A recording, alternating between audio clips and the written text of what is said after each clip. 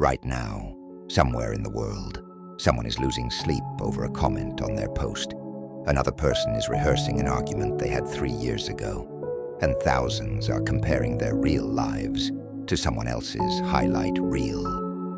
But what if I told you that the ancient Stoics discovered a superpower that could free you from this mental prison? They called it the art of not caring.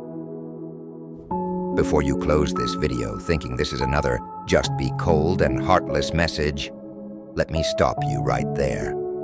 This isn't about not caring at all. It's about caring about the right things, with the right intensity, at the right time. Quick exercise.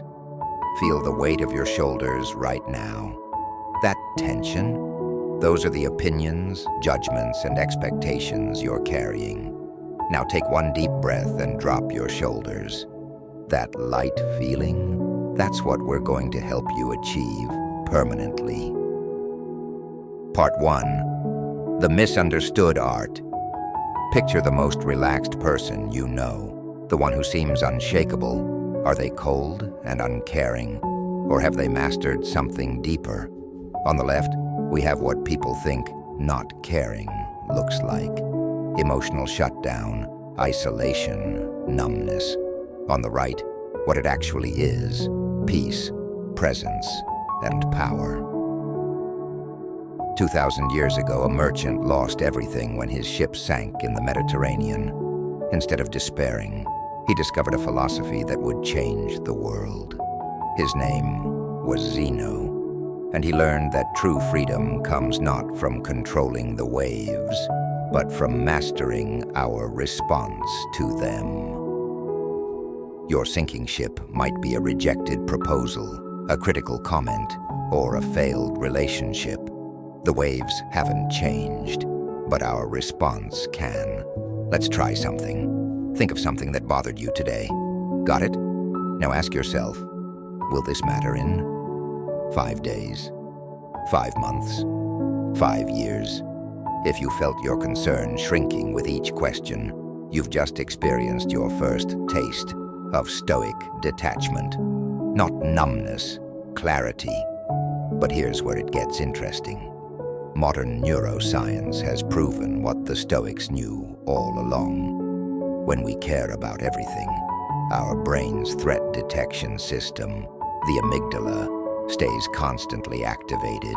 It's like running a virus scan on your computer 24/7. Everything slows down. Everything feels threatening. Here's your first practical tool, the 5-5-5 rule. Before reacting to anything, ask, will I care about this in 5 minutes, 5 months, 5 years?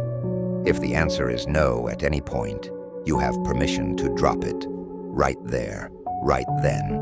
Watch how this works in real life. A coworker just sent you an email that was slightly disrespectful. Old response, immediate stress, crafting defensive reply, telling 3 friends, losing sleep. New response, 5-5-5 rule. 5 years? No. 5 months? No. 5 minutes? Not worth it. Handle the situation with class. Move on. Freedom. But this is just the beginning. Because once you master this basic technique, you can apply it to something even more powerful. Rewiring your care response completely. If you committed to doing that exercise, you've already started rewiring your brain. Now let's dive into why your brain makes you care about all the wrong things and how to reprogram it. Part 2. The science of caring too much. Right now, your brain is processing about 11 million bits of information per second. Yet you're consciously aware of only 40 bits. So how does your brain decide what to care about? Simple. Whatever seems most likely to eat you. Your ancestor who cared too much about every rustle in the grass. They survived. The relaxed one? Well, you're not their descendant. The problem? Your brain can't tell the difference between a saber-toothed tiger and a savage tweet. Every ping, every alert, every notification triggers the same survival response. Your brain thinks it's keeping you alive. Instead, it's keeping you anxious. But here's where it gets interesting. Every time you check your phone, you get a hit of dopamine, the same chemical that kept your ancestors hunting for food. The more you care, the more you check. The more you check, the more you care. It's a loop. But here's the good news. You can break it. Let me introduce you to the care container technique. Here's how it works. Step 1. Imagine a container in front of you. This is your daily capacity for caring. Step 2. It can only hold 3 things, not 30. 3. Step 3. What deserves to go in today? Watch how this transforms your day.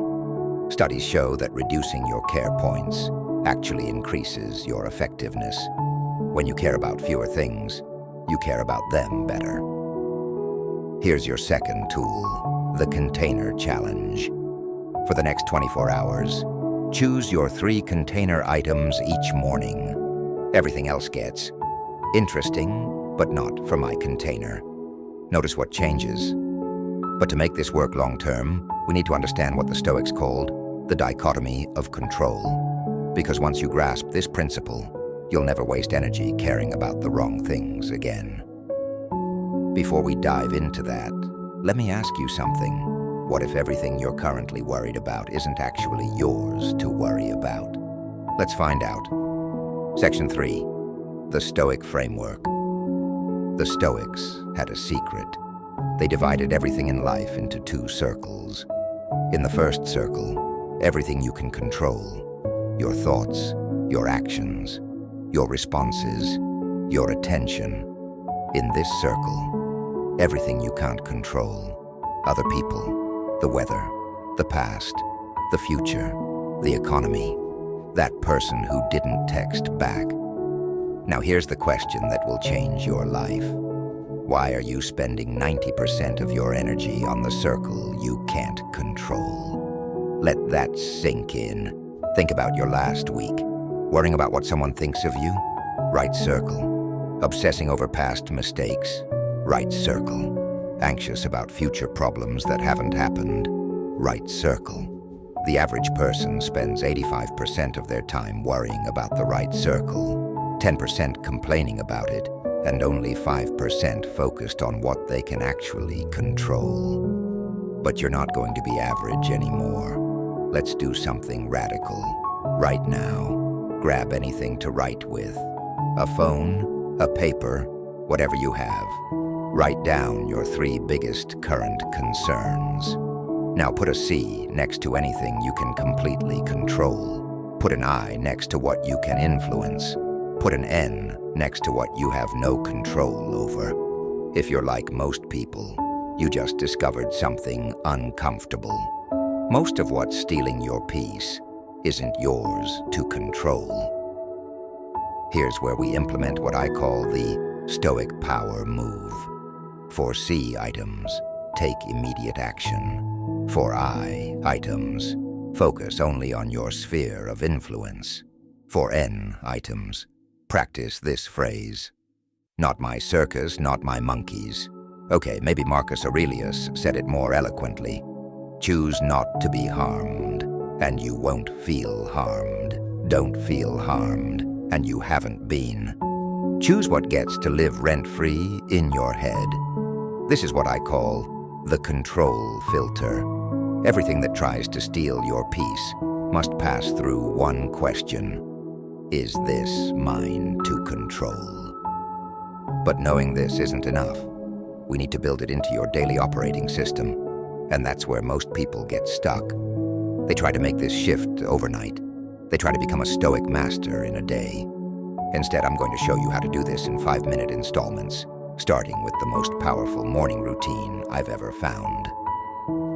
Part 4, the morning protocol. The first 5 minutes of your morning determine the next 1,440 minutes of your day. Most people's mornings look like this. Wake up, Check phone, absorb world's problems, begin caring about everything. The Stoic morning looks like this. Wake up, set control boundaries, choose focus, begin with power. What 800 years ago Marcus Aurelius wrote, "When you wake up in the morning, tell yourself, the people I deal with today will be meddling, ungrateful, arrogant, dishonest, jealous, and surly." Sounds negative, right? Wait for it. But I have seen the beauty of good and the ugliness of evil, and have recognized that the wrongdoer has a nature related to my own. In other words, people will people, but that's their business, not yours.